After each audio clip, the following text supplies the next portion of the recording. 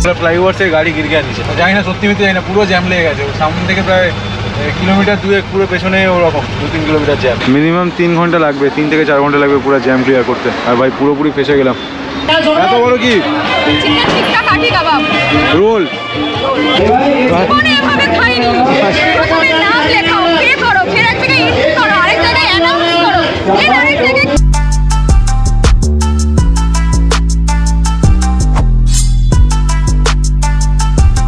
Good morning guys welcome back to the channel. আর এই হচ্ছে সকালের view. Good morning from Solan. এই হচ্ছে এন্টায়ার সোলান টাউনটা। আর এই হচ্ছে আমাদের হোটেল। এর নিচ থেকেই গেছে কালকা শিমলা রেলওয়ে ট্র্যাক। এখান থেকে রাত্রেবেলা ট্রেন যেতেও দেখলাম। আর এই হচ্ছে সকাল সকাল ওয়েদার, অসাধারণ লাগছে। সকাল সকাল ভোর ভোর পাহাড়ের ফ্লেভারই আলাদা। এত শান্ত, এত স্নিগ্ধ বাতাস বইছে, দারুণ লাগছে ভিউটা। তো টেম্পারেচার বেশি নেই, সিমলার থেকে অনেকটাই নিচে এবং টেম্পারেচার অনেকটাই বেশি। ম্যাক্সিমাম এখানে টেম্পারেচার হবে এখন 10-12 হবে, সকালবেলা তার বেশি হবে না। আর এই সিটিতে টাউনটাতে কালকে রাত্রেবেলা প্রচণ্ড ফায়ারওয়ার্কস হচ্ছিল দিওয়ালির জন্য। প্রত্যেকটা ঘর সাজিয়ে রেখেছে, আলটিমেট দেখতে লাগছিল কাল রাতে আমরা অনেকটা টাইম এখানে স্পেন্ড করেছিলাম, দেখেছো। আর এই হচ্ছে ভাই আমাদের হোটেলের রুম, দেখতেই পাচ্ছ। রুম কাফি বাড়া, বাট অ্যামিনিটিস বলবো, বাট হসপিটালিটি বলবো ভালো না। বিকজ এই যে কম্বল দিয়েছিল কালকে, দেখো দাগ ফাগ হয়ে আছে। গাড়ি থেকে নিজেদের পার্সোনাল ব্ল্যাঙ্কেট নিয়ে আসতে হয়েছে। ছাড়ো, সব ইগনোর করা যাক। আর মেন কথা হচ্ছে এখনও অবধি ডেটা ট্রান্সফার করেই চলেছি, কারণ প্রচুর ব্যাকআপ নিতে হচ্ছে। এক্সটার্নাল হার্ড ডিস্কে তুলতে হচ্ছে, কারণ ল্যাপটপে আর জায়গা নেই, পুরো ভরে গেছে। ভাই এখন টাইম হচ্ছে অলমোস্ট 7:19। 7:19-এর মতন টাইম হচ্ছে। ঠান্ডা একটু হালকা লাগছিল, তাই জ্যাকেটটা সকালবেলা গা থেকে আর নামাইনি ঘুম থেকে উঠে। তো আজকে যা প্ল্যান হচ্ছে ভাই, আমরা এখান থেকে বেরোবো ফর আগ্রা। বিকজ এখান থেকে কলকাতার ডিস্টেন্স অনেকটা, সেটা একসাথে কভার করা পসিবল নয় আর করা উচিতও নয়। ম্যাক্সিমাম এখন ঠিক করেছি সারাদিনে 10 থেকে 11 ঘন্টার বেশি ড্রাইভ করবো না। ডিএ লাইট যতক্ষণ থাকবে ততক্ষণ ড্রাইভ করবো, তারপরে হোটেলে এন্টার করে যাবো। তো এখান থেকে আগ্রা যা ডিস্টেন্স মোটামুটি 9-10 ঘন্টার মতন, 9.5 ঘন্টার মতন টাইম দেখাচ্ছে। মোটামুটি ফ্রেশ হয়ে বেরিয়ে পড়বো, ম্যাক্সিমাম 1 ঘন্টা, তার বেশি নয়। 8টার দিকে এখান থেকে বেরিয়ে যাওয়ার প্ল্যান আছে। বাট প্ল্যান তো প্রত্যেকবার অনেক কিছুই থাকে, বাট হয়ে ওঠে না। বাট দেখা যাক কত তাড়াতাড়ি রেডি হতে পারি, কারণ লাগেজ খুব একটা বেশি হোটেলের রুমে নিয়ে আসিনি, সব কিছু গাড়ির মধ্যেই আছে। গাড়িটা যা পার্কিং স্লট সেটা দেখাচ্ছি একটু বাদে, মানে ডেঞ্জারাস অবস্থা। এর থেকে পাহাড়ে গাড়ি চালানো উচিত এখানে পার্কিং স্লটে গাড়ি লাগানোর থেকে। যাই বলো, গাড়ি সেফলি ছিল, নো ইস্যু। তো তাড়াতাড়ি রেডি হয়ে লাগেজ বাগেরা সব গাড়িতে প্যাক করে we have to leave from Solan. পাহাড়কে টাটা বাই বাই করে আমাদেরকে বেরোতে হবে ফর আগ্রা। ভাইয়া আ যাইয়ে, যা রে, লোটা কম্বল নিয়ে চলো। কি অবস্থা, বড়ি ব্ল্যাঙ্কেট নিয়ে আসতে হয়েছে সাথে। মানে হোটেলের ব্ল্যাঙ্কেট এতটাই নোংরা ছিল, শেষ পর্যন্ত নিজেদের গাড়ি থেকে মাল বের করে এনে তবে ঘুমোতে হয়েছে। এই হচ্ছে পার্কিং স্লটে যাওয়ার জায়গা, দেখো যেন গুফায় ঢুকছি যেন ধীরে ধীরে। আর এই হচ্ছে পার্কিং স্লট, দেখো কোথা থেকে গাড়িটাকে কোথায় তুলতে হবে এরপরে। পার্কিং স্লট নিয়ে কোনো ইস্যু নেই, বেশ বড় সড়ো পার্কিংয়ের জায়গা। গাড়ির মধ্যে ধীরে ধীরে সব লাগেজগুলোকে এবার ফিট করতে হবে। এইটা একটা বড় হেডেক, লাগেজ ফিট করা গাড়ির মধ্যে। কি অবস্থা হয়ে আছে দেখো গাড়ির ভিতরটা, দুজনের জিনিসে ভরে গেছে। এই হচ্ছে দ্য ম্যাল অফ সোলান। কালকে এইখানটাতে পুরো মার্কেট বসেছিল, দিওয়ালি সব সেলিব্রেট করছিল। ভাই এখন টাইম হচ্ছে অলমোস্ট 8:45-এর মতন। গাড়ি আমরা উপরে নিয়ে চলে এসেছি, আর একটু বাদেই এখানে পুরো মার্কেট এরিয়া, মার্কেট স্টার্ট হয়ে যাবে। তো ও গেছে কিছু খাবার দাবার প্যাক করার জন্য, কারণ এরপরে আগ্রা অবধি মাঝখানে কোনো খাবার দোকান পাবো কি পাবো না কোনো ঠিকই নেই, হাইওয়ে চালু হয়ে যাবে হয়তো। তো সকালের ব্রেকফাস্টটা নিয়ে নিক। আর এখানে গাড়ি রাখার একটু টেনশনও আছে, যদি পুলিশ দেখতে পায় এসে চালান কেটে দেবে। সেই জন্য আমি এখানে একটু উপরে দাঁড়িয়ে আছি গাড়ির কাছে। ও গেছে ব্রেকফাস্ট প্যাক করতে, ব্রেকফাস্ট নিয়ে আসুক, দেন তারপরে এখান থেকে বেরোবো। তো জায়গাটা ভালো, সিমলার মতন অতটা কনজেস্টেড নয়, ছোটোখাটো জায়গা বাট সুন্দর। এই ছিল হোটেল, আমাদের যাওয়ার রাস্তা একদম বিচ্ছিরি। এইখান থেকে গাড়ি তুলতে হয়েছে এই স্টিপ দিয়ে, বোঝাই যাচ্ছে না সিঁড়ি আছে কি গেট আছে। দেখো সবাই খাবার নিয়ে কীরকমভাবে আসছে নিচ থেকে। পেয়েছিস ফোন, মানি ব্যাগ, খাবার সব তোর কাছে। কী নিলি? হ্যাঁ, দই, সেই আলু পরোটা আর দই। যবে থেকে এসেছি তবে থেকে এই খাচ্ছি। তো সামনে রেলওয়ে স্টেশনটা আছে না, যে ট্রেনটা আমরা নিচ থেকে বিল্ডিংয়ের আমাদের হোটেলের উপর থেকে দেখছিলাম। চলো সকাল সকাল সোলানকে টাটা বাই বাই করে এবার আমরা হিমাচল প্রদেশ ছেড়ে দেবো। মাছ মাংস সব আছে। কোথায় ভাই? এই যে সোলান রেল স্টেশন সাইডে না? হ্যাঁ এটাই রেল স্টেশন। তো সোলানকে টাটা বাই বাই করে হিমাচলকে এবার বাই বাই করবো। কিছুক্ষণ বাদে আমরা হরিয়ানাতে এন্টার করে যাবো আবার। কালকা তো তোর হরিয়ানার মধ্যেই পড়ছে তাই না? আজকের মতন আমাদের জার্নি স্টার্ট হলো। বাইরের টেম্পারেচার এখন শো করছে 15 ডিগ্রি, খুব একটা ঠান্ডা নয়। এই যে নর্মাল অন্য সময় জ্যাকেট পরে ঘোরে, আজকে এইরকম একটা পাতলা সোয়েটার পরে ঘুরছে। আমিও তাই, আমি তো এই কালো হুডিটা পরে গোটা হিমাচল এদিক ওদিক করে দিলাম। NH5 এর উপরে উঠে গেছি এবার নিশ্চিন্ত। দেখো পাহাড়েও পুরো গন্ডগি করে রেখেছে, পরিষ্কার করেনি। এইবার পাহাড় থেকে বেরোতে হবে আর কিছুক্ষণের মধ্যেই। বেশি ডিস্টেন্স নয়, মেবি কালকা এখান থেকে বেশি রাস্তা নয়, এক্স্যাক্ট কিলোমিটারটা চেক করা হয়। তো যতক্ষণ কালকা অব্দি এরকম হিলি রোড আছে, কালকার পর থেকে আবার নর্মাল স্ট্রেট রাস্তা পাবো। পাহাড়ে আসলে যেন পাহাড় ছেড়ে যেতে ইচ্ছা করে না, তাই না? আবার কবে হিমাচল প্রদেশ আসতে পারবো কে জানে। লাস্ট এসেছিলাম 2019-এ, 2019-এর পরে 4 বছর পরে আবার সুযোগ হয়েছে হিমাচলে আসার। দেখা যাক নেক্সট কবে হয় আবার। এরপরে দুটো ট্রিপ ভেবে রেখেছি, এক তো লে লাদাখ আছেই, জানি না কবে এক্সিকিউট হবে, সেই সূত্রে একবার হিমাচলে আসতে হবে। আর একবার হচ্ছে স্পিতি কমপ্লিট করার জন্য আসতে হবে। তা সেটা তো এই উইন্টারে আর সম্ভব নয়, নেক্সট সামারেই বা তারপরেই কিছু প্ল্যানিং হবে, তার আগে আর নয়। ভাই যে রাস্তা বানিয়েছে দেখছো, দেখে মনে হবে এটা পাহাড়ে গাড়ি চালাচ্ছি আমরা। প্রপার NH পুরো বানিয়ে রেখেছে, এর জন্য NH-কে ধন্যবাদ। এরকম রাস্তা হোক ভালো, কিন্তু যতটা দরকার ততটা করো, বেশি কাটাছেঁড়া করলেই বিপদ। আর ভাই এই হচ্ছে পাশে সোলানের ভিউ, সোলান টাউনটা যার মধ্যে আমরা ছিলাম। ইজিলি আমরা বেরোতে পারলাম। এটা যদি সিমলা হতো, সিমলা থেকে এখন বেরিয়ে আস্তে আস্তে বহুত টাইম লেগে যেত আমাদের। কি টানেল বানিয়েছে মাইরি, বাহ কি দারুণ লাগছে।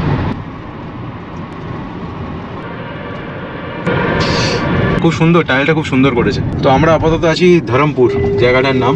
সোলানের পরে এটাই একটা বড় টাউন টাইপের পরে এখানকার। তো এখানে দেখি যদি পেট্রোল পাম্প পাই তো পেট্রোল ভরিয়ে নেবো, খুব একটা আর্জেন্সি কিছু নেই। বাট হিমাচলে পেট্রোলের রেটটা একটু কম, 96 এরকম কিছু হবে, তাই যতটা ঢোকে একদম ট্যাঙ্কে একদম পদে মুখে করে নেবো আর কি। তো আপাতত ধরমপুরে কোনো পেট্রোল পাম্প দেখতে পাচ্ছি না স্টিল নাও। আছে বলে মনে হয়, মনে তো হয় না আছে।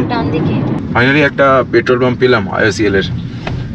দেখি এখান থেকে পেট্রোলটা যতটা হয় ঢেলে নি, মানে ঢুকিয়ে নি, তারপর দেখা যাবে। এখনো দিওয়ালি সেলিব্রেশন চলছে দেখো। হ্যাঁ ওকে। ম্যাডাম আজকে একটা ভালো কাজ করে এসেছিলেন একটু আগে, DSLR-টা বলে ফেলুন পার্কিং স্লটে অন্য গাড়ির ওপর রেখে দিয়ে চলে এসেছিলেন। তার জন্য আবার যেতে হলো দৌড়ে DSLR আনতে।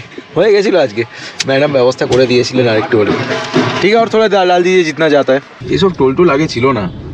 সানওয়ারা টোল প্লাজা, জানি না ছিল কি ছিল না বলতে পারবো না, বিকজ আগে তো কই আসেনি, এই সিমলা রুটে আসা হয়নি। তো ফার্স্ট টাইম যাওয়ার সময় টোল কেটেছে, আসার সময় বাহ হেভি ফাস্ট কাটছে না। পরোটাওয়ালা তোমার যা গাড়ি তুলছিল না, পরোটাওয়ালাকে গাড়িটা আজকে তুলতে দিলে ওইখান থেকে গাড়ি শেষ হয়, গাড়ি থাকবে না পরোটা। গাড়ি ঠিক পেতে এরকম পরোটা হয়ে যায়। এখানে না অনেক ছোট ছোট রেডি আছে। তো পুতুলটা ওই যে দেখো ছোট, কোনটা? ওই যে একটা ছোট্ট নীল পুতুল আছে না, লেডি পুতুল, ওইটা চাই। জিজ্ঞাসা করো না ওটা কত টাকা দাম। দাম কত জিজ্ঞাসা করো? কত দাম? কিतना प्राइस? 350। ধর জানা কি 350 ज़्यादा है, लेने वाला दाम बोलिए। 20-30 कम दे देना। बहुत ज्यादा।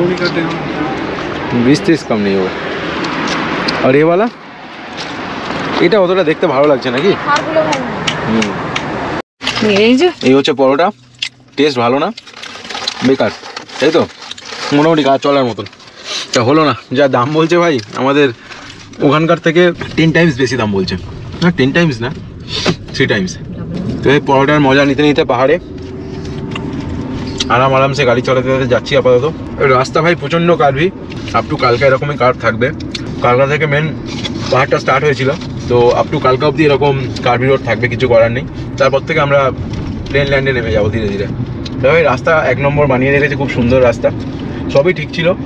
মেন কথা স্মৃতিটা আধুরা রেখে চলে যেতে হচ্ছে এই আর কি। আপ টু নাকো অব্দি রাস্তা খোলা ছিল, যেতে পারতাম।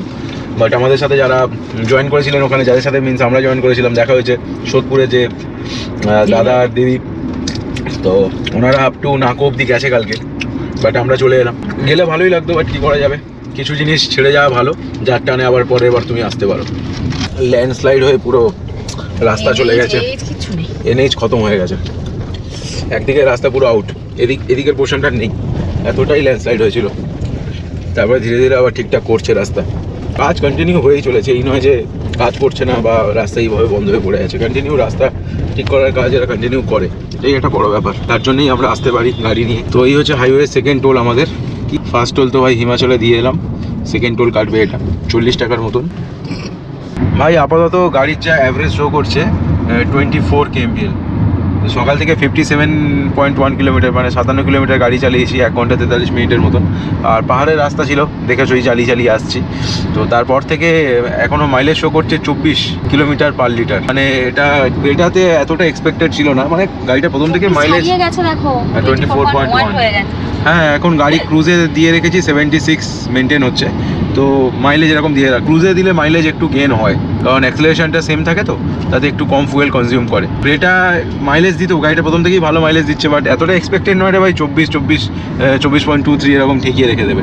আপাতত আমরা NH5কে ছেড়ে দিলাম। এই যে উপরে যে ফ্লাইওভারটা স্ট্রেট বেরিয়ে যাচ্ছে, আমরা বাইপাস রোডে ঢুকে গেছি অলরেডি।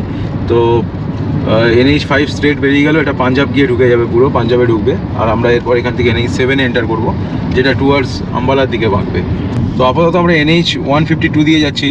তা আম্বালা চণ্ডীগড় এক্সপ্রেসওয়ে আমাদের আজকে থার্ড টোল চলে এলো। তা ভাই এক্সপ্রেসওয়ের কন্ডিশন একদম মাখন পুরো যাকে বলে, চাকাচাক। আর এ এখন আগ্রাতে হোটেল খুঁজতে ব্যস্ত হয়ে গেছে, ঠিক মতন রুম পাচ্ছে না। যেখানে মেন কথা আমাদের গাড়ির পার্কিংটার কথাও ভাবতে হয় না। গাড়ি এক জায়গায়, আর আগ্রা জায়গাটাও সেরকম সুবিধার নয় যে গাড়ি এক জায়গায় থাকবে, আমরা এক জায়গায় থাকবো, হোটেল এক জায়গায়, খুব চাপের ব্যাপার। পাহাড়টাও ঠিক আছে মানা যায়, কিন্তু ওইসব জায়গায় একটু কমপ্লিকেটেড। তো আপাতত লাঞ্চের প্রিপারেশন চলছে। টিফিন কোথায়, লাঞ্চ বল? সকালবেলা তো খেলাম আলু পরাঠা। তো আপাতত ওই খিরা ফিরা কাটছে, মুড়ি মাখানো হবে চানাচুর দিয়ে, চাট বানানো হবে, খাওয়া হবে, তারপরে ওটাই হবে লাঞ্চ। আম্বালা সিটি ঢুকতে গেলে স্ট্রেট গিয়ে ডান দিকে যেতে হবে। ফ্লাইওভারটা এটা স্টার্ট হবে মেবি 19 দিয়ে ঢুকেছে।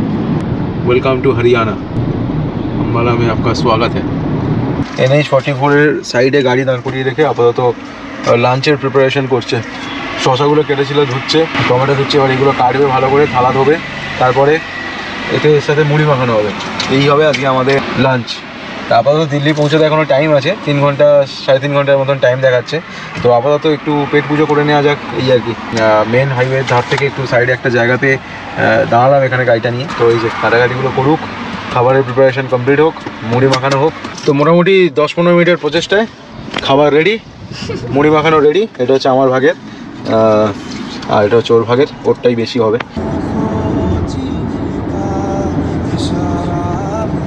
সোনিপথ 109 kilometre, still now Karnal 30 kilometre. তার মানে নেক্সট আমাদের পড়বে কার্নাল, কার্নালের পরে পড়বে পানিপথ, দেন সোনিপথ, দেন দিল্লি। তার টাইম হচ্ছে 12টা। আর ভাই ড্রাইভিং কন্ডিশন খুবই খারাপ যাকে বলে। কন্টিনিউ উইন্ডশিল্ড থেকে সূর্যের এতটাই আলো আসছে, গা হাত পা পুরো গরম হয়ে যাচ্ছে। এই যে কী অবস্থা। এসি চালিয়ে দিয়েছি, এসি 23 ডিগ্রি মেনটেন করছে কার টেম্পারেচার। আর বাইরের টেম্পারেচার এখন 26-27-এর মতন, বাট ফিলস লাইক অনেক বেশি, কারণ কন্টিনিউ রোদটা আমাদের দুজনের গায়ে লাগছে। এটাই হচ্ছে খুব একটা কষ্টকর ব্যাপার হয় আর কি, যখন উইন্ডশিল্ড দিয়ে রোদটা এসে পুরো পড়তে থাকে। আর কন্টিনিউ চোখে পড়ছে আলাদা, তো চোখে ড্রাউজিনেস চলে আসতে থাকে। আর ভাই রোড কন্ডিশন খুবই সুন্দর এখানকার। গাড়ি ক্রুজে দেওয়া আছে, 85 ক্রুজ মেনটেন করছে, কারণ এই রুটে 90 অ্যাবভ মানে 90 অব্দি স্পিড লিমিট আছে ছোটো গাড়ির জন্য, 4 হুইলার্স। তার উপরে গেলে চালান কাটে অটোমেটিক, মানে কেস পড়ে যাবে ভাই। এই যেখানে দেওয়া আছে দেখো, ছোটো গাড়ি 90, ট্রাক 65, এরকম লিমিট আছে। এটাকে মেনটেন করে ভাই চলতে হবে।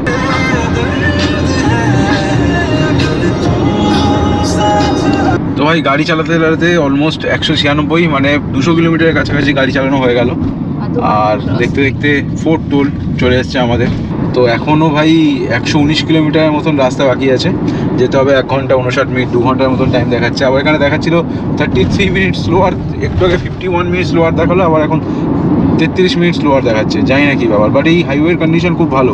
NH44 মানে দারুণ হাইওয়ে যাকে বলে। আরামসে লোক এখানে 100-120 গাড়ি চালাতে পারে। আর প্রত্যেকটা গাড়ি মুভমেন্টই এইরকম, সেম স্পিডেই চলে। এই নয় যে কেউ ল্যাথ খাচ্ছে, কেউ ওভারটেক করতে হচ্ছে ইচ্ছা করে হর্ন মেরে মেরে, এরকম ব্যাপার না, সবাই এরকম স্পিডেই বেরোয়। তো একটু কেয়ারফুলিও গাড়ি চালাতে হয়, কারণ দু সাইড থেকেই গাড়ি দেখছি ওভারটেক করছে, ডান দিক বাঁ দিক। এর হয়ে গেছে শরীর শেষ। তো বলছে আর জীবনে পাহাড়ে আসবে না। আসবো, তারপরে এত ঠান্ডায় মানে পাহাড়ে যখন গরম পড়বে তখন আসবে। ওই যখন এই যেমন গ্যাংটকে মে মাসের দিকে এসি চালাতে হচ্ছিল, ফ্যান চালাতে হচ্ছিল। এই সালোনেও মেবি ফ্যান লাগে, তুমি দেখেছো সালোনের হোটেল রুমে ফ্যান ছিল। সোলান সোলান পানিপথ ক্রস করছি না আমরা এখন। এখানেই হয়েছিল ইতিহাসের বিখ্যাত পানিপথের এই ব্রিজের উপরে দাঁড়িয়ে। না ব্রিজের উপর না, কোথায় হয়েছিল জানি না, বাট পানিপথে হয়েছিল। ব্রিজের এদিক ভার্সেস ব্রিজের ওদিক। কোশ্চেনটা কিন্তু হিস্ট্রিতে খুব ইম্পর্টেন্ট ছিল, পানিপথের যুদ্ধ। মোটামুটি যা টাইম দেখছি প্রায় 20 মিনিটের মতন টাইম সেভ দিয়েছে আমাদের গুগল আন্টি। হঠাৎ করে 2:19 আমাদের রিচিং টাইম দেখাচ্ছে। আপাতত 98 কিলোমিটার্সের মতন এখন অব্দি আমাদের। 40 দেখিয়েছিল প্রথমে 2:40 দেখিয়েছিল, এখন 2:19 দেখাচ্ছে। 1 ঘন্টা 26 মিনিট এখনও যেতে হবে। ভাই বাইরে গরম ভালোই আছে, প্রায় 28-এর মতন টেম্পারেচার। রোদ যা আসছে ভাই ফাটিয়ে দিচ্ছে পুরো। আর এই কন্টিনিউ রোদটা সামন থেকে আসছে তো, মানে চোখে পুরো লেথার্জি এসে গেছে, চোখ যেন মিটমিট করছে এবার। আর ধীরে ধীরে গা থেকে সোয়েটার জ্যাকেট সব খুলে দিতে হয়েছে। সে প্রায় সিমলা কালকা ক্রস করে আসার পরেই আমি খুলে দিয়েছি, প্রায় একটু বাদেই। তোমার থেকে আগে খুলেছি। হ্যাঁ, আমার বেশি ঠান্ডা বেশি গরম, এ সবই চরম। যাই হোক, বেশ হুডি ফুডি পরে এতদিন কাটাচ্ছিলাম, নামতে না নামতেই পুরো হুডি খুলে দিয়েছি। জাস্ট একটা ফুলাতে গেঞ্জি পরে আছি, তাতেই গরম লাগছে। এইবার হাইওয়েতে দেখলাম স্পিড লিমিট বাড়িয়ে করে দিয়েছে 100। সোনিপথ এখান থেকে এখনও 49 কিলোমিটার্সের মতন বাকি আছে। ভাই রাস্তা যা, এখানে 100-120 ছাড়া উপায় নেই। এখানে সব গাড়ি এইরকম স্পিডে চালাচ্ছে।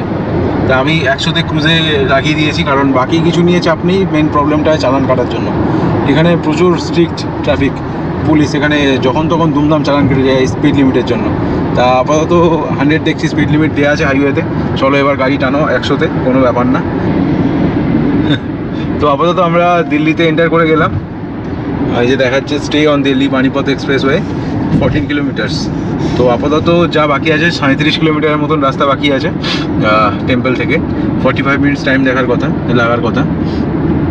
তো ভাই রোডের কন্ডিশন দারুণ। এই যে এখানে স্পিড লিমিট কমিয়ে দিয়েছে, 70-তে চালাতে বলছে। ভাই যা লিমিট বলেছে তাতে চালাও, নয়তো খবর আছে ভাই।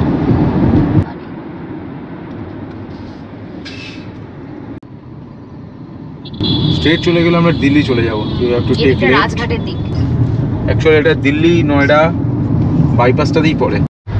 ভাই ফাঁস গিয়া ইয়ার, দেখো গাড়ির উপর উঠে দাঁড়িয়ে পড়েছে সব দেখার জন্য। এই হচ্ছে দিল্লিওয়ালা, দেখেছো? মানে আমাদের বেঙ্গলে কিন্তু এরকম করবে না, দেখি গাড়ির উপর উঠে দাঁড়িয়ে কিছু একটা। হ্যাঁ, মিটিং মিছিল কিছু, মানে এখানে পুরো রেট দেখিয়ে দিয়েছে। আমরা জাস্ট এন্টার করলাম আর তারপরে এই অবস্থা। কিছু কিছু গাড়ি দেখছি তো পুরো ঘুরে বেরিয়ে যাচ্ছে, আর বুঝতেও পারছি না যে কি হয়েছে। বাট আমাদেরকে তো এই রুট দিয়েই বেরোতে হবে রে। তুমি না হলে তোমাকে সেই এই ব্যাকে এসে এই গোটা সিটি দিল্লি ঘুরে এখানে মিশতে হতো, অনেক টাইম লাগবে। টাইম লাগবে, তোমার এটাই কিছু একটা হয়েছে এখানে, বাট বোঝা যাচ্ছে না কি করা হয়েছে। যাবে। সবাই ব্যাকে চলে আসছে, এই যে কি ইস্যু বোঝা যাচ্ছে না, একটুখানি জিজ্ঞাসাবাদ করতে হবে। এসে বান্দাপুরে দিল্লিওয়ালা হয়ে গেছে। আরে তুমি উঠে দাঁড়িয়েছো কেন? বসো ইয়ার গাড়ির মধ্যে। সবাই দাঁড়িয়ে আছে ভাই, সবাই সেম পজিশনে, আমিও গেট খুলে উপরে দাঁড়িয়ে আছে, এই ব্যক্তিও উঠে দাঁড়িয়ে পড়লো। ছাড়ো, এখানেই থাক, আমাদের এটাই বেরোনোর রাস্তা, কিছু করার নেই। বিশাল জ্যাম হয়ে গেছে পুরো। দেখো বাকি আপডেট কি দেয়। বসে পড়ো গাড়ির মধ্যে। কি সংবাদ নিয়ে এলে? যা খবর পাচ্ছি আপাতত বলছে যে ফ্লাইওভারের উপর থেকে গাড়ি নাকি নিচে পড়ে গেছে। I don't know. ওই দূরে ফ্লাইওভারের উপর থেকে? যে ফ্লাইওভারটা আছে ওখান থেকে নাকি গাড়ি নিচে পড়ে গেছে। ওগুলো ফ্লাইওভার থেকে গাড়ি গির গিয়ে নিচে। জানি না, সত্যি মিথ্যে জানি না, পুরো জ্যাম লেগে গেছে। সামনে থেকে প্রায় কিলোমিটার 2 পুরো পেছনে ওরকম 2-3 কিলোমিটার জ্যাম। তো হয়ে গেল। কি হবে এখন? হ্যাঁ, বেরোতে পারবো না। ফাঁস গিয়া দিল্লি। ব্যাক টু মামার বাড়ি। दिल्ली में फंस गया, हम फंस गया।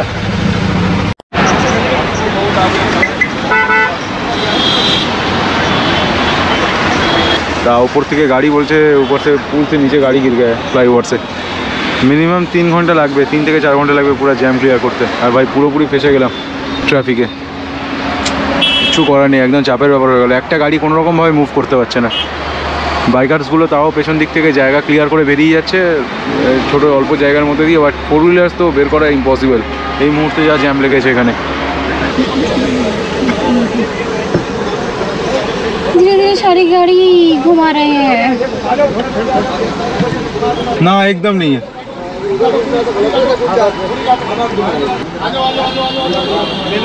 না গো, একটা অ্যাক্সিডেন্ট হয়েছে মানে আই থিঙ্ক 2-3 ঘন্টা যাবেই, তাই না? 2-3 ঘন্টা। ডেথ কেসও নিশ্চয়ই হয়েছে, ঘুরিয়ে নেওয়াটাই বেটার। হ্যাঁ, নয়ডার মতন একটা জায়গাতে কি অবস্থা, গাড়ির এতটাই মানে কি ধর্না ফর্না হচ্ছে। ওসব প্রথমে যেটা ভাবলাম যে গাড়ি অ্যাক্সিডেন্ট হয়েছে সেটা না, এখন তো শুনছি তারা ধর্না ফর্না দিয়ে রেখেছে 1000-এরও বেশি লোক। সেই কারণে কাকে কাকে হটাবে, গাড়ির ড্রাইভার কোথায়? একদম বাজে অবস্থা ট্রাফিকের, কী সব ধর্না ফর্না চলছে, সেই কারণে পুরো রোড ব্লক করে রেখে দিয়েছে এখন অবধি। তা কেউ এসে কোনো পলিটিশিয়ান পার্টি কিছু করতে পারছে না, পুলিশও কিছু করতে পারছে না। পুলিশ হিসাবে মানে সত্যিকারের আমাদের যেমন দেশ তার তেমন নিয়ম, কি হবে আর, থার্ড ক্লাস পুরো।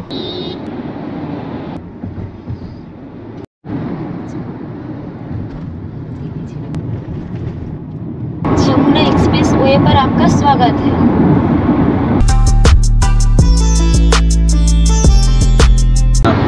यमुना एक्सप्रेसওয়েতে ওঠা মানে হচ্ছে অ্যাকচুয়াল বোরিং রাস্তা স্টার্ট হয়ে যাওয়া।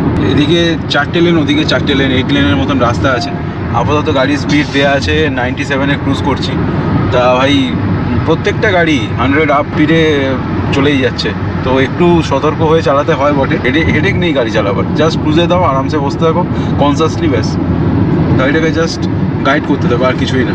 প্রায় 152 কিলোমিটারের মতন রাস্তা পড়ে আছে, প্রায় 30 কিলোমিটারের মতন চলে এলাম, খুবই ফাস্ট। 7:21-এর মতন টাইম দেখাচ্ছে আমাদের রিচিং আগ্রাতে। ফার্স্ট টোল প্লাজা চলে এলো আমাদের যমুনা এক্সপ্রেসওয়ের ওপরে। ভালোই টোল কাটে, আগে এত টোল কাটতো না। লাস্টবার যখন এলাম দিল্লি আসার সময় দেখলাম তো ইনস্টলমেন্টে অনেকগুলো থেকে টোল নিল। আসবেই না, আগ্রা দেখাই গেল না। 113 এই জায়গাগুলোকে চেনা চেনা লাগছে না? তো ফাইনালি আমরা আগ্রা ঢুকলাম। 7:18 টাইম হচ্ছে। তো এখান থেকে এখন অবধি কত 4.5 কিলোমিটার যেতে হবে ফর হোটেল। বাহ, পুরো ফেস্টিভ ব্যাপার। কি ব্যাপার, এখানে কি হচ্ছে নাকি? এখানে মেলা হচ্ছে বিশাল বড় একটা, ডান দিকে। ইউপি ভাই ফাইনালি আমরা আগ্রা পৌঁছে গেছি। 7:57 এখন টাইম হচ্ছে। তো ভাই এই হচ্ছে রুম ভাই কাফি বড় হ্যাঁ, 900 রুম को लेके। আর সকাল থেকে ভাই খাওয়া দাওয়া সেরকম কিছুই করা হয়নি ভাই। সেই লাঞ্চ করেছিলাম ওই মুড়ি চানাচুর আর কি, শশা টমেটো। তো খিদে পেয়েছে আপাতত, তা ডিনার করতে হবে।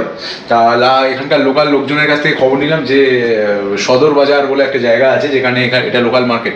তো আপাতত চলো সদর বাজারের দিকে যাবো, ওখানে অনেক ভ্যারাইটিস অফ ফুড পাওয়া যায়। হোটেলের যা লোকেশন, এখান থেকে সদর বাজারের ডিস্টেন্স অলমোস্ট 4 কিলোমিটার। নিজের গাড়ি নিয়ে বেরোবো না, কারণ এই ট্রাফিকের মধ্যে যে রাস্তাঘাট চিনি না, বেকার গাড়ি নিয়ে ক্যাজরা করে লাভ নেই। তার থেকে গাড়ি রেখে দিয়েছি, অটো বা টোটো যাই পাবো লোকাল ট্রান্সপোর্টেশন বুক করবো, বেরিয়ে যাবো। সত্যি কখন কি অন হয়ে যাচ্ছে, কখন কি অফ হয়ে যাচ্ছে, কিছু বোঝাই যাচ্ছে না। চলো ভাই বেরোলাম আমরা। গাড়ি ছেড়ে শেষ পর্যন্ত অটোতে। সব কিছুতে ঘোরার এক্সপিরিয়েন্স রাখা ভালো, পাবলিক ট্রান্সপোর্টেশন ইউজ করা উচিত সবসময় নিজের গাড়ি ইউজ করা উচিত না। অ্যাটলিস্ট এখানকার রাস্তাঘাট ঠিক মতন চিনি না, জি ম্যাপের ভরসা এদিক ওদিক যেতে যেতে মাথা খারাপ হয়ে যাবে আমাদের। সেই তুলনায় ভাই আর অটো বুক করে নিয়েছি, এখন চললাম আমরা সদর বাজার। মোস্ট অ্যাভয়েডেড দোকান মামা ফ্র্যাঙ্কি ভাপড়ে। ভাই কি দোকান ভাই এটা? ফেমাস দোকানে এসেছি মামা চিকেন। কেন মেলা হচ্ছে? চল যাওয়া যাক রেস্টুরেন্টে, খাওয়া দাওয়া করা যাক। বন্ধ করে জীবনে এভাবে খাইনি। প্রথমে নাম লেখাও, পে করো, ফের এক জায়গায় এন্ট্রি করো, আরেক জায়গায় অ্যানাউন্স করো, ফের আরেক জায়গায় খাবার। ভাই সেরা, ভাই সেরা সেরা এটা ভাইয়া, দারুণ দারুণ পরাঠা। কি এটা এত বড়? কি চিকেন টিক্কা কাঠি কাবাব রোল? এত বড় নাম ভুলে যাচ্ছে। एग्जैक्ट। तो मुंह चला छोटे, गूगल पे हर जगह चलता है। এটা সেরা ভাই। কলকাতা থেকে আগ্রা এসছে জুতো কিনতে, হাতে বিরিয়ানির প্যাকেট নিয়ে জুতো কিনছে শেষ পর্যন্ত। চলছে মেবি দিওয়ালি পারপাস সেল, ঠিক না? সবাই তো দেখি বাইরে দোকান লাগিয়ে দিয়েছে। হ্যাঁ জুতো কেনা হবে না, এত ভ্যারাইটি জুতো আছে, তার মধ্যে তো হচ্ছে না। ये सब यहाँ का लोकल मेक है, यहाँ का लोकल मेक है सब। दिवाली पर्पस में इतना बाहर है क्या ना? ऐसे ही बाहर ऐसे ही बेचते हो ना, दुकान के अंदर रहता है? दिवाली पर्पस के लिए है क्या? ऐसे ही होता है, ऐसे ही मार्केट लगता है पूरा? अच्छा नहीं हुआ, হলো না। চল 10:23 ভাই টাইম হচ্ছে এখন। আর ফাইনালি মোটামুটি সব কাজকর্ম কমপ্লিট করে তো মোটামুটি খেয়ে ভাই খাবার দাবার প্যাক ট্যাক করে নিয়ে চলে এসেছি। আজকে সারাদিনে প্রায় 550 থেকে 550 কিলোমিটারের মতন ড্রাইভ করা হয়েছে। তো শরীর প্রচণ্ডভাবে টায়ার্ড। নাও উই আর এট আগ্রাতে কালকে কিছু প্ল্যান আছে, কালকে লোকাল সাইট সিন করবো। অবভিয়াসলি আগ্রা যখন এসেছি ফার্স্ট যে কাজটা করতে হবে, যত ডেটা আছে সব ট্রান্সফার করতে হবে, কারণ মেমোরি পুরো ফুল হয়ে গেছে। তো ডেটাগুলো ট্রান্সফার করবো, তারপর ডিনার করবো, তারপর কালকে ট্যুরের প্ল্যান বানাবো, কি করে ঘুরবো না ঘুরবো, কারণ গাড়ি নিয়ে কালকে বেরোবো না, এটা ফাইনাল। আগ্রার ট্রাফিকও খুব বেশি থাকে, তো নিজের গাড়ি নিয়ে বাইরে ঘুরে বেকার হ্যারাস হওয়ার থেকে লোকাল ট্রান্সপোর্টেশন ইউজ করাই ভালো। সেটা প্ল্যানিং করবো, কোথায় কোথায় কীভাবে ঘুরবো, 2-3টে পয়েন্ট চুজ করতে হবে। তো এই প্ল্যানিংগুলো করবো, তারপরে ঘুমোতে যেতে হবে, কারণ প্রচণ্ড টায়ার্ড, রেস্ট নিতে হবে এরপরে, নাহলে কালকে আর টানতে পারবো না। এখনও আমাদের লম্বা সফর বাকি আছে আপ টু কলকাতা অবধি। চলো আজকের ভিডিও এখানে শেষ করলাম, খুব তাড়াতাড়ি দেখা হবে নতুন ভিডিওতে। Till then take care, bye by.